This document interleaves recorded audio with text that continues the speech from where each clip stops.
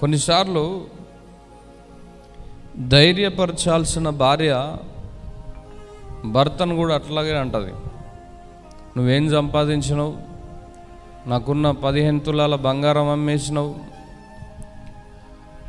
ఉన్న 3 ప్లాట్లు అమ్మినవు, 3 ఇండ్లు అమ్మినవు, నువ్వేం సంపాదించినావు, ఫ్యాక్టరీ అని ఫ్యాక్టరీ పెడితివి, డబ్బులన్నీ తీసుకుపోయి అందులోనే పెడితివి, ఇప్పుడు బంగారం లేదా, ఇష్ట వస్తువులు లేవా, వాళ్ళు చూసినవా ఇల్లు కట్టుకున్నారు, మనకి ఇల్లు లేదా, నువ్వు వ్యాపారం అంటివి వ్యాపారంలో పెడితివి, ఈ పని అంటివి ఆ పనిలో పెడితివి, ఇదంటివి ఇది చేస్తేవి, అదంటివి అది చేస్తేవి అని కృంగదీసే మాటలే. ఇద్దరు సంతోషంగా ఉండాలనే ఏ పనైనా చేస్తారు, కానీ కృంగదీయడమే పనిగా పెట్టి ఇప్పుడు మనల్ని దీవించాలన్నా ఆశీర్వదించాలన్నా ముందు దేవునితో సహవాసం చేస్తూ భయపడాలి. భయపడ్డప్పుడు దేవుడే ఏది ఎలా పూరించాలనో అన్నీ అలాగ పూరించుకుంటూ వస్తాడు.